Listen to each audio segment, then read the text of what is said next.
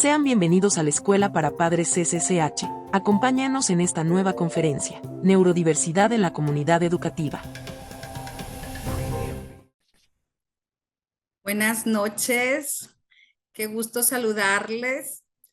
Me presento, soy la maestra Angélica Guerra, directora del Campus Oriente, y tengo el honor de acompañarlos en esta segunda sesión de Escuela para Padres. El día de hoy revisaremos un tema muy importante que nos compete a toda la comunidad educativa, la neurodiversidad en la comunidad educativa. Y para desarrollar este tema nos acompaña una especialista en neurodesarrollo, la psicóloga Priscila, a quien voy a platicarles un poquito acerca de su experiencia. Priscila Garza es una especialista, es psicóloga con especialidad en neuropsicología clínica infantil. Es miembro activo de la Asociación Mexicana de Neuropsicología, con más de 10 años de experiencia en el trabajo con niños y niñas con trastornos del neurodesarrollo. Ella es cofundadora del Centro SEDE, Centro de Desarrollo Infantil especializado en neuropsicología. Y el día de hoy le damos la más cordial bienvenida a esta Escuela para Padres del Colegio Castillo de Chapultepec y cedemos este espacio para que ella nos platique y nos ayude a entender de qué se trata ese tema tan interesante y que lo pueda desarrollar para posteriormente, pues si hay algunas dudas, podamos escribirlas en el chat y con mucho gusto ella nos apoyará en sus respuestas. Muchas gracias. Bienvenida, Priscila Garza. Muchas gracias, muchas gracias. La verdad que me encanta, me encanta en general tanto que las escuelas tengan esta oportunidad, ¿verdad? Para los papás, como que los papás puedan aprovecharla, ¿verdad? Que creo que ese es un punto súper importante porque ahorita voy a hablar de varias cosas y la verdad es que no estoy aquí para hablar de parte técnica, para entender teóricamente qué es la neurodiversidad, sino más bien, de hecho, justamente cuando pues hablamos con papás, queremos hacerlo práctico. De hecho, mi objetivo es que de aquí nos vayamos hoy sabiendo un poquito más de lo que es ser neurodiversos, neurodivergentes y cómo nosotros podemos aportar a hacer un mundo más inclusivo, que al final del día sí o sí es necesario. Ahora, creo que como dicen, es un tema como muy importante y no porque sea de los temas que más me guste o porque sea de mis áreas de especialidad, pero porque es un tema que si están en una escuela, sí o sí, o su hijo es, o su hijo todos los días está con niños neurodiversos, porque estadísticamente es el 15% de la población. Entonces es una minoría, pero es una mayoría bastante grande. Y muy probablemente si los niños está también en la familia, entonces está también en los adultos. Entonces es bien interesante como poder entender cómo viene, cómo estamos, dónde está y qué podemos hacer nosotros, ¿verdad? Entonces, pues justamente yo quiero hablarles y esto, les quiero dejar esta como introducción, que es una definición. ¿Por qué? Porque a mí me gusta mucho esta definición porque dice: ¿qué es la neurodiversidad? Y aquí el Oxford Language Dictionary lo define como diferencias individuales en el funcionamiento cerebral y características consideradas, y ahora ponemos atención a esto, variaciones normativas de la población humana. ¿Por qué quiero hacer énfasis en todo esto y empezar con esto? Porque es normal ser diferente. Es normal, de hecho, lo raro sería que todos fuéramos iguales. Lo esperado, lo promedio, lo normal es tener diferencias entre nosotros. Y de hecho aquí les puse como varias fotitos para que podamos como que ir identificando, porque pensamos en neurodiversidad y pensamos en, por lo general, dos cosas, que es lo que más me toca. Uno, autismo, pero un autismo, aparte pensamos normalmente en perfiles muy específicos de autismos. Niños que se tapan los oídos, que a lo mejor no tienen lenguaje, o que tienen dificultades como, digo, que tienen un trastorno del desarrollo intelectual, una discapacidad intelectual, y pensamos en eso, o bien pensamos justamente en como diagnósticos como síndrome Down o discapacidad intelectual. Pero la neurodiversidad va mucho más allá que eso. En realidad, si bien eso sí es neurodiversidad, va mucho más allá. Y de hecho, aquí puse varios como algunos como símbolos para representar cada uno. De hecho, no sé si sabían, pero las calcetitas representan el síndrome Down. Las calcetitas diferentes. Cada día que el Día Internacional del Síndrome Down nos ponemos calcetas diferentes. No sé si han visto antes este signo de infinito. Ese signo de infinito de muchos colores. Antes, el autismo era representado por una pieza de rompecabezas azul, que era diferente. Lo cambiaron totalmente porque uno era ese mito de estar en su propio mundo, para nada. De hecho, es parte del mundo, pero justamente vino este infinito de muchos colores porque el espectro es tan amplio y se puede reflejar de tantas formas que no hay como un perfil de autismo. De hecho, hay más de 250 perfiles de autismo. Hoy en día se conocen, creo que son 252 genes asociados al autismo y ninguno es exclusivo del autismo. Entonces, estamos hablando de una variabilidad increíblemente grande que puede haber 250 niños con un mismo diagnóstico y todos ser diferentes. Entonces, tanto eso, pero bueno, estos son a lo mejor un poquito los más conocidos. Yo aquí quiero hablarles también de algunos otros que son a lo mejor los identificamos menos porque, por ejemplo, están los trastornos de aprendizaje, los que mejor conocidos como dislexias. Las dislexias, que en realidad se hicieron un diagnóstico oficial hace 10 años más o menos, antes de eso no sabíamos dónde categorizarlos, pero por ejemplo, las dislexias o las dificultades en atención, personas que tienden, y de hecho, si ven ahorita aquí a esta mujer que está en su computadora y está como ahí jugando, o como se dice, como juggling, que está malabareando muchas cosas a la vez, representa justamente un trastorno por déficit de atención e hiperactividad. Por ejemplo, todos este tipo de diagnósticos, a lo mejor no vemos a un niño en un salón, no vemos a un adulto en su oficina y no lo podemos identificar necesariamente, no hay un rasgo físico, como a lo mejor como es con el síndrome Down, que sus ojitos son un poquito más separados, ¿verdad? Pero, por ejemplo, todos estos tipos de diagnósticos en realidad pueden pasar súper desapercibidos, así como también trastornos del lenguaje, chiquitos que o se tardan un poco más para hablar, o hablan, pero no se les entiende todo lo que dicen, ¿verdad? Todo ese tipo de diagnósticos que a lo mejor también pasan como muy desapercibidos y en realidad están alrededor de nosotros. Y ahora, espero que pueda ser un poco más dinámico, lo pueden escribir, si no se puede decir, ¿verdad?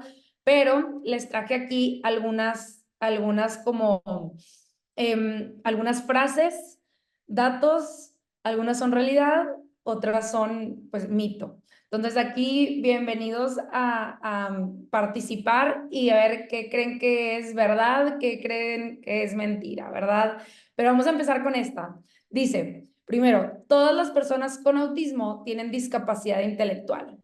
Esto es la verdad, ya se los dejé bien fácil porque ahorita les hablé un poquito de eso. Pero mito o realidad.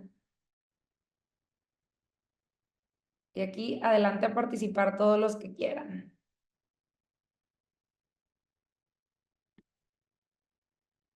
El problema es que a lo mejor yo no los voy a ver. Mito. Perfecto, un mito. Sí, justamente. Como les digo, 252 genes asociados, así como hay perfiles de niños con un autismo que sí tienen discapacidad intelectual, hay perfiles de niños con autismo que tienen un coeficiente intelectual superior al esperado, que son buenísimos para reconocer patrones, que no te voltean a ver porque en realidad registran la información visual tan rápido que nosotros es tan rápido que no requieren estar viéndonos para poder registrar la información que a nosotros nos toma mucho más tiempo. En realidad, son personas que así como pueden tener una discapacidad intelectual, pueden tener capacidad intelectual superior y también pueden ser muchas habilidades promedio. Hay tanta variabilidad en este perfil que en realidad, de hecho, antes de esta última revisión del DSM, el Libro Oficial de Diagnósticos, el trastorno espectro autista había 3 diferentes diagnósticos que todos se referían a lo mismo. Justamente en la última revisión unificaron todo. ¿Por qué? Porque tienen algunas similitudes, ¿verdad? Que es la cognición social y hay algunas reglas sociales, ¿verdad? Que ya pueden algunas ser más complicadas que otras. Pero, ahora, ese es uno. Ahora vámonos a esta que viene relacionada. Mito o realidad. Hay estadísticas que nos dicen que hasta 1 de 36 niños cuentan con TEA o trastorno del espectro autista. ¿Qué creen? ¿Le exageré o estamos por ahí?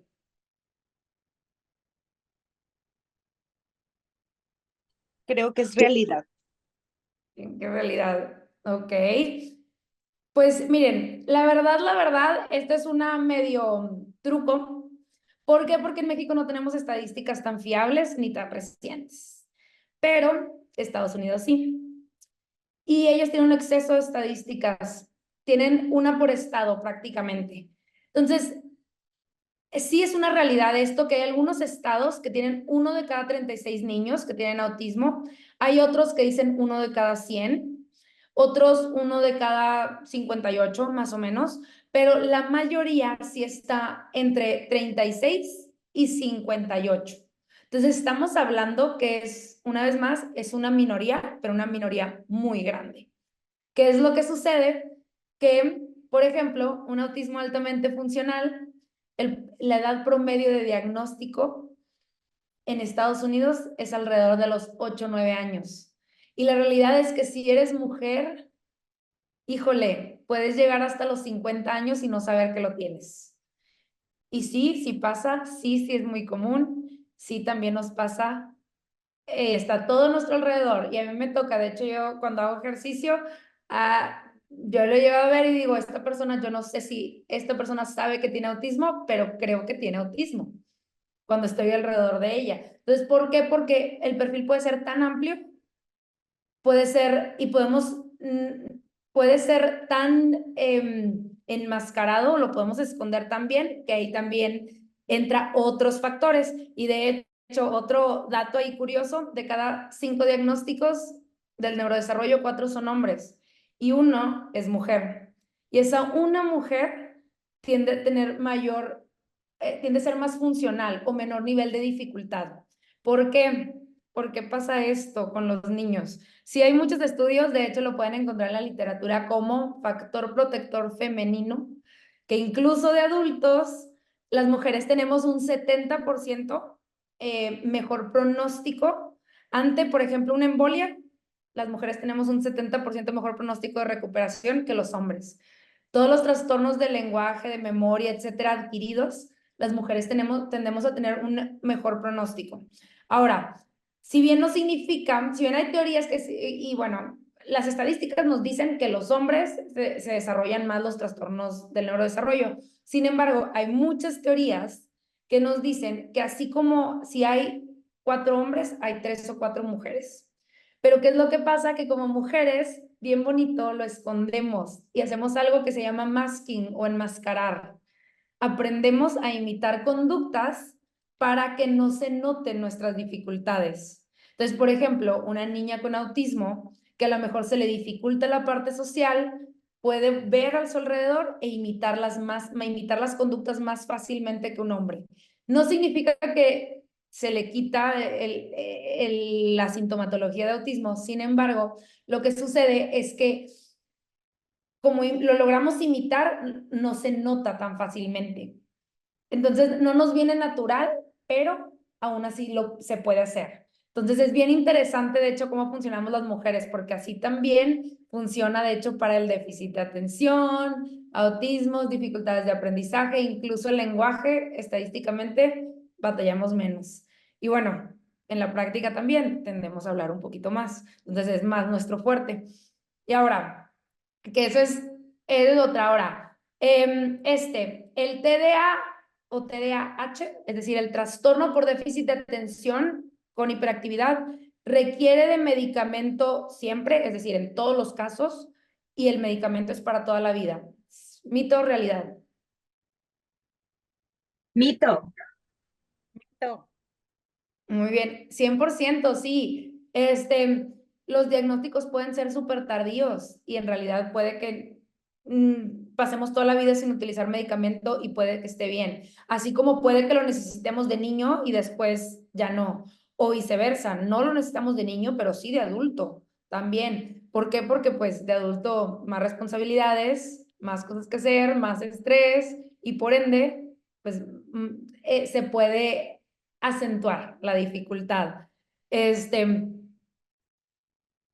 Siempre lo cuento, pero mi hermana, que tiene trastorno por déficit de atención e hiperactividad, no tuvo un diagnóstico de niña, de hecho, siempre fue número uno de su generación, honores de todos, pero cuando ella llegó a un diagnóstico, y ahora, esta es una persona que sí, número uno de su generación en el TEC, graduada con honores de la maestría en Londres, en London School of Economics, donde de hecho se fue por beca académica también.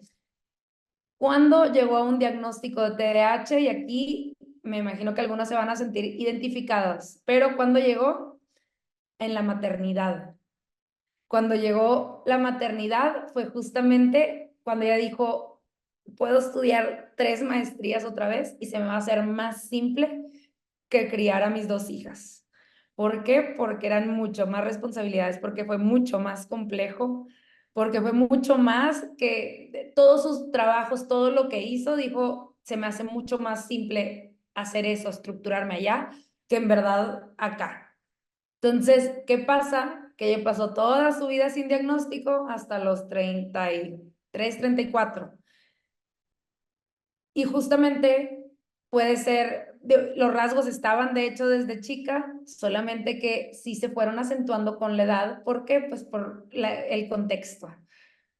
Y llegó un diagnóstico ¿cuándo? Cuando su contexto superó sus habilidades. Eso puede ser en el kinder, como puede ser en la secundaria, como puede ser en el ámbito laboral, ¿verdad? Ahora, ya se los voy a decir porque la verdad es que ya sé que para este punto se lo tienen que saber, pero un trastorno del neurodesarrollo, cuando me refiero a trastornos del neurodesarrollo, me refiero a trastornos de aprendizaje como la dislexia, me refiero a trastorno por déficit de atención, me refiero a autismo y a trastornos del lenguaje. Ahora, ¿esos trastornos del neurodesarrollo implican un limitante de por vida? No, como les digo, podemos ser súper funcional, puedes ser número uno de tu generación y aún así tener cierto diagnóstico, ¿verdad? Entonces ahora, los trastornos del neurodesarrollo, esto es también truco, los trastornos del neurodesarrollo no desaparecen con la edad, mito o realidad. Realidad, no desaparecen. Realidad. La verdad es que sí es un truco un poquito. ¿Por qué? Porque muchos rasgos continúan, la verdad sí. Una persona con autismo nace y muere con autismo, ¿verdad? Una persona con déficit de atención nace y muere también con los rasgos. Pero sí hay momentos en el que de hecho, por ejemplo, en el TDAH, algunos psiquiatras lo llaman remisión, cuando los síntomas son más leves y no se notan mucho. ¿Por qué? Porque a lo mejor estoy en un momento como que con menos exigencias, por ejemplo, en mi vida. O quizás porque trabajé muchas herramientas y estrategias y pues ya no hay una dificultad tal cual, por ejemplo. Y pues también hay algunos trastornos del neurodesarrollo, como puede ser, por ejemplo, un trastorno del lenguaje simple. En realidad, ese tipo de diagnósticos sí se puede llegar a superar y listo, ¿verdad? Entonces, sí hay algunos que pueden superarse, pasarse, sin embargo, también hay algunos otros que es algo de por vida y es una condición, ¿verdad? Con la que vivimos y aprendemos a manejar, que tiene beneficios, pero que también tiene algunos aspectos y algunos de aspectos no tan positivos y tiene algunos retos, ¿verdad? Y ahora, el objetivo de la terapia para niños neurodiversos es curarlos. o quitarle sus síntomas? ¿Mito o realidad? Mito. Mito. Mito, súper mito. De hecho, aquí estamos, es nada más para hacernos funcionales. Es para hacernos funcionales. Lo que necesitemos mejorar, lo mejoramos. Lo que necesitamos disminuir, lo disminuimos. Pero creo que eso lo tenemos que hacer todos siempre. Entonces, el objetivo es hacernos funcional, es tener suficiente para lo que vamos a necesitar. Y ahora, para los papás que chiquitos se encuentran en terapia o para los que en algún momento quieren acudir, ahí les va ¿qué creemos? El costo de terapia para el TEA, el trastorno del espectro autista, en Estados Unidos puede variar entre $1,200 a $4,800 mensuales. Sin seguro, claro. ¿Qué creen? ¿Mito o realidad? Realidad. Sí, es una realidad, está duro. Afortunadamente Estados Unidos es primer mundo, muchos estados lo incluye el seguro médico. Sin embargo, no siempre y no todos los tipos de terapias. Entonces, es algo bien complicado y ahorita también voy a hablar un poquito de eso, ¿verdad? Pero bueno, ya ahorita teniendo esta introducción un poquito, ahora quiero que veamos esto. ¿Cómo se ve la neurodiversidad? Porque a veces pensamos, como les digo, pensamos en neurodiversidad y pensamos en perfiles bien específicos. Ahora, ¿ven a todas estas personas aquí? Todas tienen algún diagnóstico. Entonces, vamos a empezar de atrás para adelante. A ver, Messi, ¿qué diagnóstico tiene? ¿Alguien sabe? No sé si hay algún papá. ¿Cómo? Autismo. Exactamente. Messi tiene autismo. Él lo tiene diagnosticado desde muy chico. ¿Hay alguien más aquí que tiene autismo? ¿Quién creen que sea? Elon Musk. Elon Musk tiene autismo. De hecho, desde su infancia fue diagnosticado los dos con un perfil tipo Asperger altamente funcional, ¿verdad? Y a lo mejor no lo imaginaríamos. Pero ahora eso, Jennifer Aniston. Yo la conozco por Friends, y bueno, por 1000 películas, ¿verdad? Donde me imagino que tuvo que leer mucho y memorizar mucho. Tiene dislexia, tiene un trastorno de aprendizaje. Entonces ahí les va otra persona que a lo mejor no nos lo esperaríamos. Y ahora, aquí estos dos de abajo, esta chiquita se llama Abigail Grace. A ella yo la sigo, es como influencer de neurodiversidad, por así ponerlo. La cuenta la tiene su mamá. Esta chiquita tiene como 10, 12 años entre ese rango de edad. Tiene parálisis cerebral. Por eso tiene esas como muletas que le ayudan a caminar mejor. Esta chiquita, de hecho, es modelo en muchas campañas de Target, de Walmart, de ropa, de muchas cosas como de modelo de inclusión. Y es un amor y me encanta porque en sus redes su mamá pone como cómo es su día a día, qué tienen y qué tipo de, como por ejemplo, qué tipo de sábanas compran para que ella, que tiene problemas motrices, pueda ser independiente y tender su cama sola, por ejemplo. Entonces está padrísimo de cómo la impulsan y pues me encanta, ¿verdad? Cómo lo hacen. Y ahora, híjole, yo creo que fue hace más o menos un año, un poco más, salió una serie en Netflix. Se llama Cromosoma 21, Amor con cromosomas o algo por el estilo. Creo que tenía diferentes nombres de acuerdo al país. Pero esta personita aquí con síndrome Down, que a lo mejor en su carita se puede ver un poquito más ya los rasgos, ganó premios por esa película, por su actuación. Entonces estamos viendo aquí muchos perfiles y la última foto, que vienen dos chiquitas guerreras fuertes, súper valientes, son mis sobrinas y yo, que claro que también todos, por como les digo, esto es familiar, todos tenemos el diagnóstico de trastorno por déficit de atención e hiperactividad.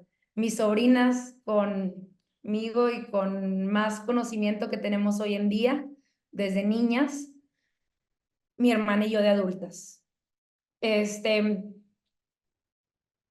Y para los que, si tienen curiosidad, digo ya, con el hecho de que trabajo en esto, claro que antes de ir por un diagnóstico oficial, yo ya sabía que tenía todos los rasgos, pero aún así tuve que ir. Aún así es bien interesante también el ver cómo se refleja en un adulto y ver cómo mi sobrina y mis dos sobrinas, una tiene un perfil muy similar al mío y la otra tiene un perfil muy similar a mi hermana, y ver cómo en realidad también los rasgos siempre han estado también en mi hermana y en mí, pero por una falta de conocimiento y por achaques a otras cosas, en realidad nunca tuvimos un diagnóstico temprano, que él pudo haber ahorrado bastante frustración y mucha ansiedad, de hecho. Entonces, en realidad es bien bonito esa parte del diagnóstico también.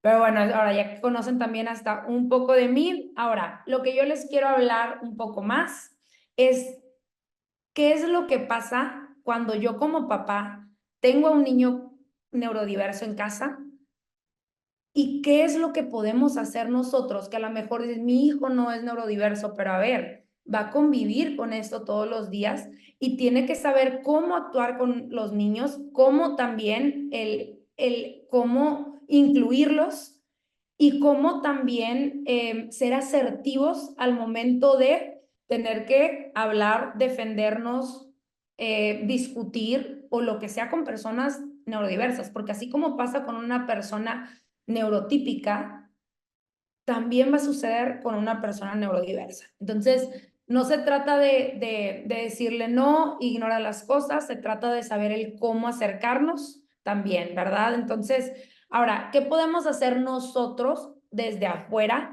con y sin diagnósticos? Ahora, creo que lo primero, y una cosa que algo me preguntan mucho escuelas, papás, todos, es que a veces los papás, debo de hablar del diagnóstico con mi hijo, a veces las mismas escuelas, es que cómo hablamos de eso con los niños o incluso también los mismos niños, el cómo poder compartirlo, ¿verdad? Ahora, y para que sepan, todo lo que tenemos alrededor de los diagnósticos es un tabú, es un miedo. El nombre no es malo, autismo no es malo, déficit de atención no es malo. Dislexia, pongan el nombre que quieran, no es una mala palabra. Todo lo contrario. Es algo que nos ayuda mucho a entender y saber cómo acercarnos. Y si tiene una mala connotación, es porque nosotros se lo hemos puesto. Y el ejemplo perfecto, de hecho, di una plática como esta, muy similar, pero adaptada para niños, en otra institución. Y de hecho ahí yo sentí que los niños que los papás iban a terminar reclamándome, porque se acercaron todos al final, después de que yo les hablé de los diferentes diagnósticos, después de que les expliqué de la neurodiversidad, y se acercaban y todos me decían, es que creo que yo tengo, ¿a dónde voy? Y otros se acercaban diciéndome, es que yo quiero tener. Yo decía, híjole, los papás me van a regañar, van a decir que ahora les quiero poner cosas a todos sus niños. Digo, no que todos tuvieran, no que muchos se acercaran como preocupados, más bien se acercaban diciendo, esto suena a algo súper interesante, que no es malo, o sea, que sí tiene cosas buenas, tiene cosas malas, pero incluso lo quiero poder tener. Porque también les hablé, cada diagnóstico tiene muchos beneficios también. Tiene retos, pero muchos beneficios. Les voy a hablar de los primeros. El trastorno por déficit de atención con hiperactividad, a mí, de hecho, de lo que más batallé de adulto es poder identificar cuándo lo tengo que parar. ¿Por qué? Porque a mí me trajo mucho más beneficio que aspectos negativos durante la mayor parte de mi vida. Trabajo mucho más rápido que el promedio de mis compañeros. Soy muy proactiva, ¿por qué? Porque siempre tengo que estar ocupada, siempre tengo que estar haciendo algo. Entonces todo el mundo se cansa y se quiere sentar y yo, ok, ¿qué más? ¿Cómo hago? Déjame avanzo, déjame pongo. Entonces termino las cosas mucho más rápido, pienso muy rápido. Cuando yo hago evaluaciones a un niño, para el momento en el que yo acabo la evaluación, yo ya sé el diagnóstico, yo nada más tengo que plasmarlo en papel. ¿Por qué? Porque mi cerebro todo el tiempo está procesando, pensando, ¿y qué es? Y ok, si no es esto, ¿cómo es esto? Entonces, puedo hacer análisis muy minuciosos que a la gente le toma mucho tiempo, yo lo puedo hacer muy rápido, porque mi cerebro piensa súper rápido. Esas son de las cosas buenas. A lo mejor de las cosas con las que más batallo es que empiezo a hablar bien rápido, luego asumo que la gente entiende todo lo que está en mi cabeza, cuando no es así, me dicen, oye, espérame, te brincaste muy rápido, espérame. También puede equivocarme al momento de plasmarlo por fallas atencionales, porque mi cerebro va más rápido que lo que yo lo puedo plasmar. Entonces, tiene cosas buenas y cosas malas, pero una vez más, todo tiene sus pros y sus cons. Tener pelo lacio tiene pro y con. Que haga frío tiene pro y cons. El calor también. Entonces, todo es así. Y por ende, el hecho de decir, ok, ¿cómo hablamos con los niños de esto? Diciendo el nombre. Y si a mí me preguntan, yo siempre les voy a decir, digan el nombre y el apellido y háblenlo como hablan de una película.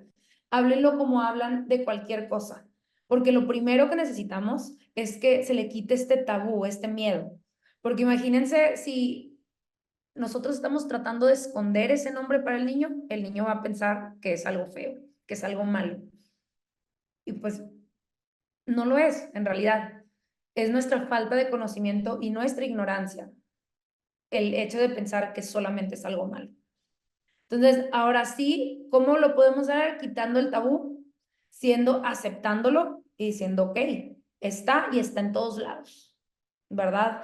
Entonces, háblenlo, y aquí voy al segundo punto, háblenlo con sus hijos, háblenlo con sus familias, háblenlo a tal grado que sea algo normal.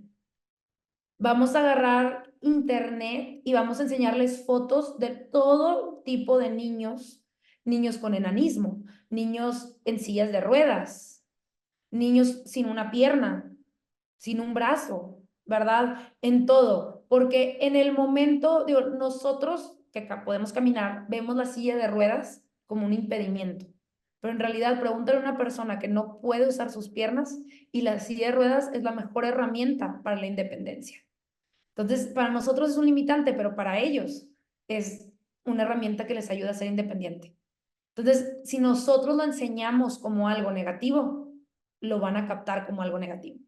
Entonces, hay que verlo como lo que es, algo bueno, algo que nos ayuda. Entonces, hay que verlo, hablarlo, platicarlo, entenderlo, ¿verdad? Y con todo eso viene justamente la empatía, el ayudar. ¿Qué pasa si, por ejemplo, vemos a un niño haciendo un berrinchote en el súper y a lo mejor juzgamos a los papás y los papás están o gritándoles, no saben qué hacer o están simplemente parados sin hacer nada y esperando que se le pase el berrinche? O estamos en la reunión con las amigas y su hijo está haciendo un berrinchote, se está haciendo algo que portarse mal o algo por el estilo. Creo que ahí es donde también tenemos que ser bien empáticos. ¿Por qué? Porque ese niño que está haciendo un berrinche puede ser un chiquito con autismo que se sobreestimuló en el súper porque está muy lleno y no pudo con tantos estímulos y por ende tuvo una rabieta. Ese niño, ¿verdad? Puede ser un chiquito con una desintegración sensorial que igual necesita más tiempo para procesar tanto, que se frustra más fácilmente, que el hecho de mantenerse en fila, de mantenerse en la fila esperando con mamá en el súper, es mucho más complicado para él.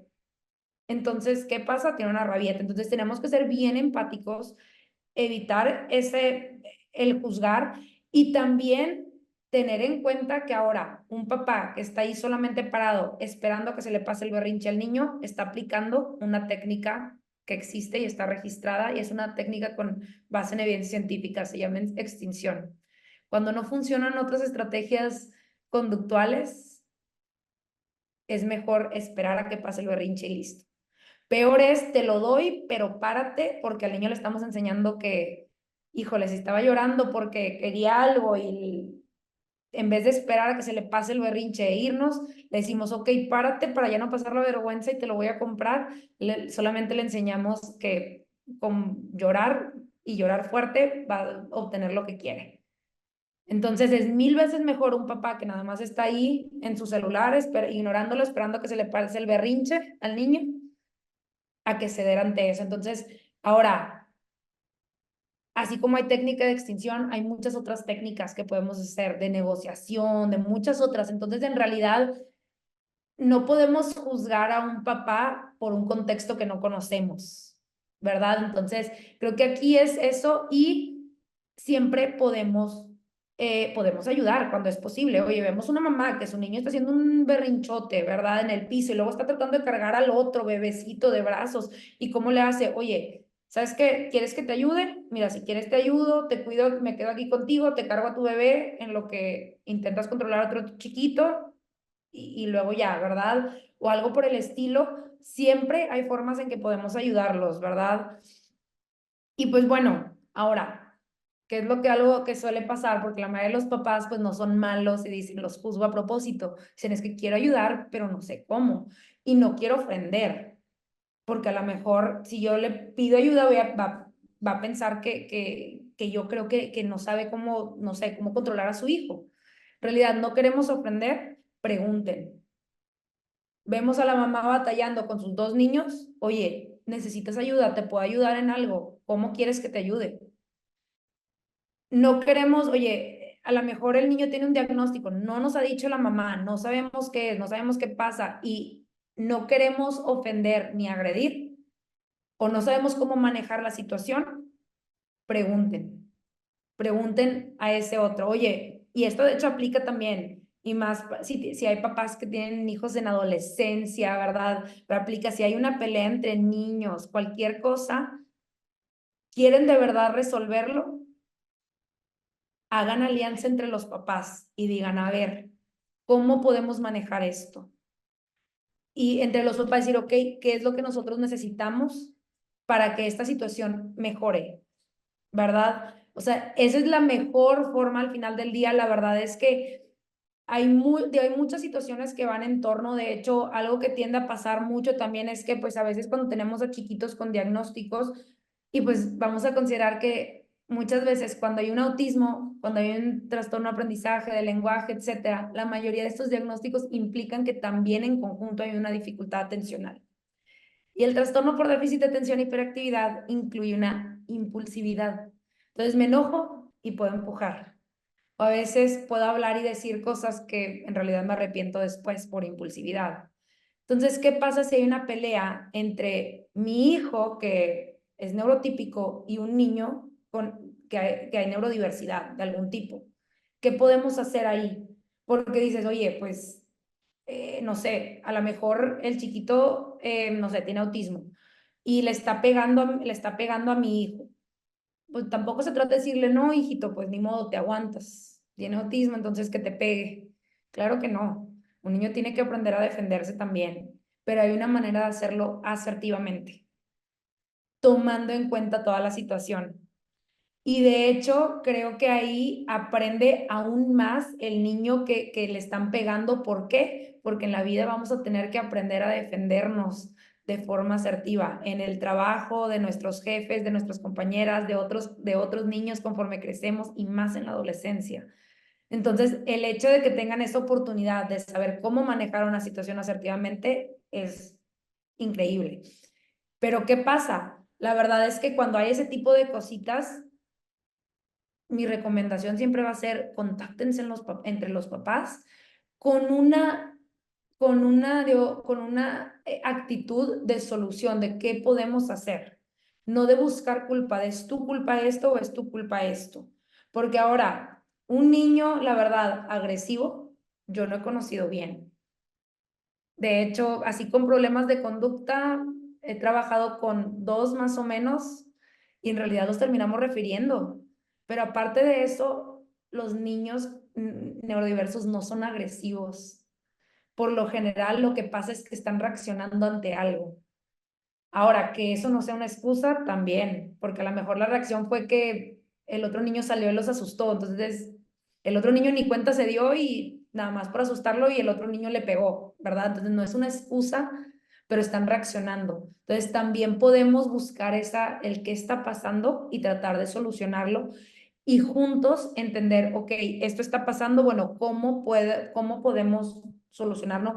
Y vamos a llegar a un acuerdo también de, oye, la siguiente vez que pase esto, este niño tiene que actuar así, este niño tiene que actuar así, ¿verdad? Llegar a este acuerdo mutuo de cómo lo vamos a manejar, ¿verdad? Y en conjunto, la verdad es que llegamos a una solución mucho mejor, pero la verdad también, siempre que decimos no quiero ofender, pero sí quiero solucionar esto, pregunten, háblenlo, trátenlo y pues vamos a tratar de esta última parte es de entender, de comprender, de interiorizar, que viene mucho de la empatía. ¿Verdad? Eso sí, creo que algo que puede cambiar un poquito es cuando somos papás de niños neurodiversos. Y esto es algo que yo lo digo, lo he dicho mucho, pero los papás con niños neurodiversos viven en un constante fight or flight mode. Viven en este modo de o corro y huyo o peleo. ¿Qué es lo que voy a elegir en esta situación? O huyo de esta situación o voy a pelear contra esta situación. Es un estado muy cansado. Si la maternidad y la paternidad de por sí es compleja y cansada, creo que con la neurodiversidad sí se agrega otro nivel de complejidad para los papás. Entonces, tenemos que tener eso bien en cuenta, porque estos papás están constantemente tratando de luchar que incluyan a sus hijos en la fiesta, están tratando de luchar por encontrar una escuela que los incluya también, que les adecúen, ya sea porque les pongan las actividades más complejas académicamente, porque van por encima de lo esperado, pero que al mismo tiempo los traten como que sean más flexibles en la parte conductual porque están batallando, o bien que tengan servicios de inclusión para cuando también esté batallando en el aprendizaje. Entonces, son papás que constantemente están luchando con una y otra cosa y están teniendo que decidir qué pongo a un lado y priorizo porque ahorita no se puede, o qué hago. Entonces, la maternidad y la paternidad es súper complicada. Y aún más para personas dentro, pues dentro de la neurodiversidad. Y considerando que la mayoría de los chiquitos, por ejemplo, con diagnósticos como el déficit de atención, mamá o papá también van a tener. Entonces, encima de todo, y hay libros sobre eso. Criando un hijo con TDAH cuando yo tengo TDAH. Es complicado, si de por sí yo puedo batallar para estructurarme y luego tengo que estructurar a estas otras personas ajenas a mí que, a ver, que todavía ni siquiera está suficientemente desarrollado su cerebrito. Es bien complicado, es bien complicado. Los papás lloran con nosotros casi todos los días. Entonces hay tantas cosas que están sucediendo. Imagínense también para los papás que a lo mejor tienen chiquitos que no hablan y llegar hasta los 4 o 5 años que no les puedan decir, mami, te quiero. Es súper complicado. Un chiquito que le quieras hablar y dices, ¿por qué me ignora? O sea, quiero abrazarlo, ¿por qué me ignora? Imagínense vivir eso. Es bien complicado como papás poder entenderlo y poder aceptarlo y poder ver también las cosas que son tan bonitas y tan positivas. Entonces, ahora nosotros desde afuera, si somos personas que somos neurotípicas o que no estamos en esa situación, tenemos que ser 1000 veces más empáticos y 1000 veces más comprensivos. Y los maestros también. Esto es poner de todos lados, porque como papás estás en terapia, estás haciendo 1000 cosas y estamos avanzando y duele mucho cuando llegamos a una piedrita donde tropezamos. Entonces, creo que aquí es bien importante que tengamos esa empatía, que entendamos, que lo hablemos y que veamos los retos y las cosas positivas siempre para que podamos tener este mundo como más inclusivo, ¿verdad? Entonces, por ese lado, ahora, creo que si quiero dejar un tiempito para alguna pregunta o algún comentario que puedan tener, pero creo que para mí, y esta frase, y es algo con lo que los quiero dejar, pero dice, si juzgas a un pez por su habilidad de trepar árboles, va a vivir toda su vida pensando que es un inútil. Entonces no podemos juzgar a todos los niños por todo lo mismo. ¿Por qué? Porque a lo mejor un niño es un pez, otro es un chango, otro es una cebra, otro es un pájaro, y cada uno tiene habilidades diferentes. Y ahora sí, el pez va a ser un reto terrible estar fuera del agua, pero ahora para un pájaro va a ser un reto increíble vivir adentro del agua. Entonces, en realidad no podemos generalizar un todo, tenemos que trabajar sobre eso. Y ahora, creo que para todo esto, también parte de mi meta es que entendamos que yo genuinamente creo que en este mundo es mejor con personas neurodiversas. que si vamos a decir en un mundo utópico, en el cielo donde todo va a ser mejor, hay personas con autismo, hay personas con déficit de atención, donde todo es perfecto, no se le quita la neurodiversidad. Lo que se elimina es el juzgar a y el tratar que ellos a fuerza estén igual que nosotros. El tratar que a fuerzas el pez esté trepando árboles. Eso es lo que se elimina en este mundo utópico. Pero el mundo en realidad es mejor porque hay neurodiversidad. Porque lo normal es ir diferente. Y no es que todos entendamos igual o que todos lo hagamos igual, sino que justamente hay mucho más riqueza y todo es mucho más bonito porque hay una neurodiversidad, ¿verdad? Entonces, bueno, eso en cuanto a todo lo que quería platicar. Ahorita sí quiero dejar estos últimos minutos, ya nada más por si hay alguna duda, comentario, cualquier cosa que tengan. De todos modos, aquí tienen un poquito de nosotros, correos, y también nos pueden buscar ahí en redes sociales, sede Neuropsicología, para cualquier cosa, pero igual ya les doy la palabra para cualquier duda o comentario que puedan tener.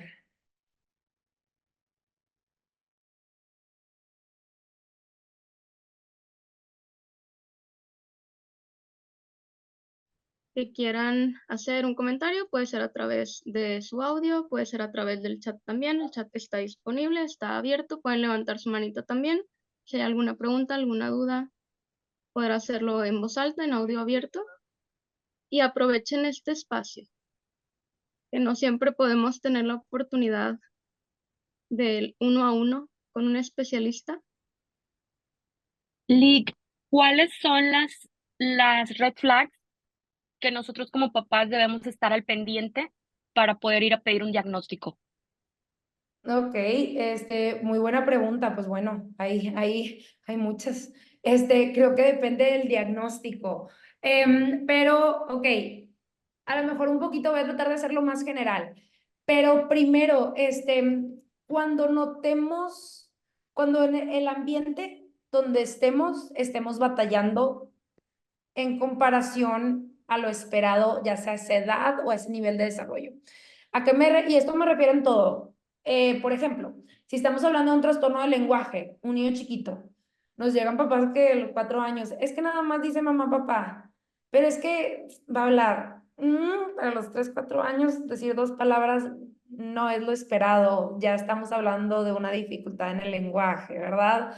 Entonces, hay que ver como que parámetros normales. No queremos que todos sean iguales, pero pues sí podemos tener estos parámetros de acuerdo a habilidades esperadas. Entonces, tanto eso, tanto en el lenguaje, por ejemplo, si estamos hablando de una dificultad académica, oye, pues mi chiquito no está logrando aprender las letras de acuerdo a lo esperado a su edad, o lee muy lento en comparación a sus compañeros, o, ¿verdad?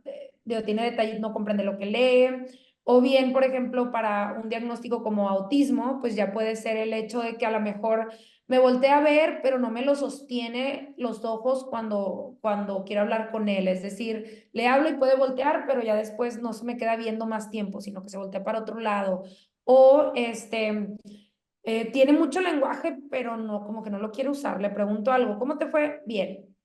Esto sí, no, ¿verdad? Cositas por el estilo, a lo mejor.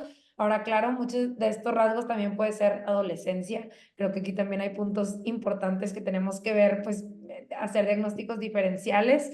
Pero tanto eso, o bien, ahora, algo que yo siempre les digo mucho, también a todos los papás, es apóyense con sus maestros.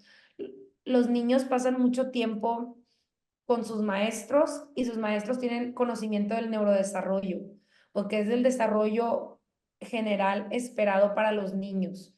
Entonces, muchas veces nosotros como papás decimos, es que es el primero, es que a lo mejor primero tuve mujeres y después hombres y los hombres a lo mejor son un poquito más tardados, o es que pandemia, o es que esto, ¿verdad? Ponemos a veces diferentes excusas o razones, que sí pueden ser razones, ¿verdad? Sí puede ser una explicación, pero aún así, sea por la pandemia, que nos lo sacó a brillar, sea porque genético o sea por cualquier cosa, si hay rasgos, hay que intervenir, ¿verdad? También para prevenir mayores dificultades en un futuro. pero pues la verdad es que hay como muchas señales que nos pueden dar, déficit de atención también, niños que hablan súper rápido, que quieren responder antes de que se termine la pregunta, que siempre están corriendo para todos lados y dicen los papás, es que es bien como demandante en atención y siempre tiene pila, ¿verdad? Cosas por el estilo, también pueden ser rasgos, o está sentado pero se está moviendo todo el tiempo, ¿verdad? Los pies o las manitas o algo, entonces todos esos pueden ser rasgos, pero pues apóyense mucho de sus maestros, pregúntenles, oye, ¿cómo va? Pero esto va bien, pero yo noto esto, pero esto, ¿verdad? Cositas por el estilo que ya podamos ir integrando, porque ahora, claro, oye, si mi hijo le va bien en todo, menos lee un poquito lento, pues eso no hace una dislexia, ¿verdad? O un trastorno de aprendizaje. Eso es una dificultad que podemos ir trabajando, pero no un síntoma no generaliza un todo. Pero ya cuando juntamos varios, ya forman un patrón, ya podemos ir hablando de diferentes como diagnósticos o perfiles. Creo que... Muchas gracias. Tenemos la manita, señora Diana Ortiz. Hola, buenas noches. Buenas noches. Sí, licenciada Priscila, la verdad es que y administrativos del colegio, temas de trabajo, situaciones, no me pude conectar desde un principio, sin embargo, en lo que me pude conectar, la verdad es que me encantó las explicaciones, su dinámica de exposición, entonces muchas felicidades primeramente.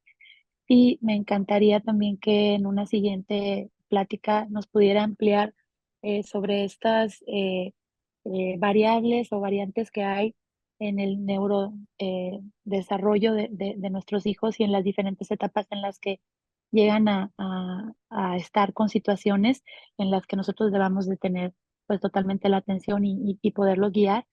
Y me gustaría muchísimo, si es posible, que esta plática hubiera quedado grabada. No sé si será posible para poderla ver desde un principio, porque me parece un tema bastante interesante y me interesaría mucho poderla ver desde un principio. Muchas gracias. Sí, claro. Sí, muchas gracias, la verdad, sí. Gracias. Creo que por ahí la dejaron grabada, a lo mejor ahí en la escuela les pueden resolver eso, pero sí, muchísimas Sí, gracias por los comentarios. Qué bueno que les gustó. La verdad es que soy también más de hacerlo más participativo, entonces se me complica un poquito más en línea, pero qué bueno que sí ahí pudieron captar algunos de los aspectos. Sí, muchísimas gracias. Tenemos otras manitas. Viene Penny. Adelante, por favor. Hola, buenas tardes, buenas noches a todos. Bueno, yo soy mamá de un niño diagnosticado con autismo. Entonces, ahorita que preguntaba, es un autismo, es muy ligero. Y ahorita que preguntaba una mamá, pues, ¿cómo se daban cuenta de esto? La verdad, uno no se da cuenta. Y yo cuando tuve ese detalle, pues era mi único hijo y es mi único hijo. Pero haz de cuenta que sí tenía ciertos detalles. Yo lo que me recuerdo, ahorita mi hijo ya tiene 14 años. Atravesó muchas cosas porque todavía hace 14 años era muy difícil y las escuelas y bueno, ha sido un camino bien poco complicado. Pero sí, como decía la mamá, yo me di cuenta, se quedaba viendo los abanicos fijamente, él tendría como unos 2, 3 años, se quedaba viendo los abanicos fijamente, tenía sensibilidad, mucha sensibilidad a lo que son las ropas, que no te aguantaba que una etiquetita, que me molesta, que las sensibilidades con los sabores, con lo que comen, movimiento de manos, no me acuerdo cómo se llama este tipo, pero tenía movimiento así, como unos estereotipos o estereotipias, no sé cómo se llaman, me dijo la neuróloga, y tenían detalles de motricidad fina y gruesa, entonces eso él batallaba. En la escuela también se atrasaba mucho porque, por ejemplo, unos niños terminaban las cosas y él terminaba siempre al último. Y es fecha que todavía le cuesta trabajo terminar en tiempo, o sea, así como que tiene todavía esos detalles. Hace poquito yo lo llevé con ¿cómo se llama? Con una psiquiatra y pues yo le preguntaba, yo la verdad yo pensé que así se la había quitado o algo por el estilo, pero ella me dijo que su autismo era como de muy funcional porque él realmente como que todos estos detalles los fue enmascarando, o sea, conforme se fue desarrollando y ya ahorita pues es muy funcional, por así decirlo, pero dice, pero esto no se le va a quitar, él va a tener esto y él tiene que saberlo para que él mismo y que en su contexto las personas también sepan para que, digamos, también nos entendamos entre todos, porque podemos tener esta neurodiversidad y es bueno que ellos lo sepan y que rompamos de alguna forma este tipo de tabús, porque hace pues 14 años todavía era muchísimo más difícil. Y bueno, pues esa es mi experiencia, nada más ahí como para compartírselas. Qué padre, la verdad, sí, muchas gracias. Sí, es súper útil, como dices, esa es una experiencia, hay muchos diferentes perfiles, pero, y como dices, de hecho hace 14 años, de hecho una de las pruebas como más recientes que tenemos, de las mejores pruebas que hay para el diagnóstico de autismo, justo se creó hace 13 años. Y esta es una de las pruebas que vino a revolucionarnos, de hecho, el cómo evaluamos, porque antes de eso la evaluación era mucho más complicada y detectaba ciertos perfiles de autismo, pero muchos otros de mayor funcionalidad se batallaba más y tenía que ser más a ojo clínico, es decir, conocimiento de la terapeuta. Si era buena, puede que te lo diagnosticara, si no tanto, pues no. Entonces era bien complicado, entonces justamente la verdad es que creo que muchas veces como son diagnósticos que se conocen desde hace mucho, en realidad pensamos que hay todo esto y que como que ya hay todo este camino recorrido y que es más fácil, pero por ejemplo, un niño de 14 años, yo me imagino que fue un recorrido interesante en su momento también para llegar a eso, pero sí, sí, sí, y de hecho todo eso de los abanicos, ver fijamente, ver cosas de reojo, temas sensoriales, selectividad alimenticia, cositas por el estilo, que también suelen estar muy asociados. Pero muchas gracias por los comentarios. Creo que también hay otra manita de Zaira. Sí, señora Zaira García, adelante y muchas gracias a la mami que nos contó su experiencia. Hola, ¿qué tal? Buenas noches. Pues primero que nada felicitarlos por tener este tipo de sesiones de inclusión con los niños. En mi caso yo tengo a mi niña que ahorita pues está siendo tratada con un diagnóstico de TDA, que si bien por la edad todavía no es al 100% definido, pero pues trae ahí ciertos parámetros que sí la ubican en esa situación, ¿no?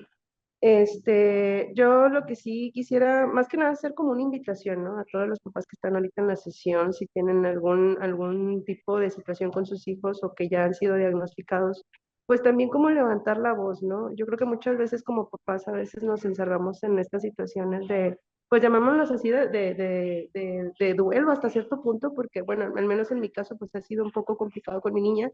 Desconozco el caso de los demás, no siempre, como mencionaba ahorita la psicóloga, no siempre son casos en donde se batalla, ¿no? Al contrario, a veces ese tipo de neurodivergencias les dan como un plus a los niños, ¿no?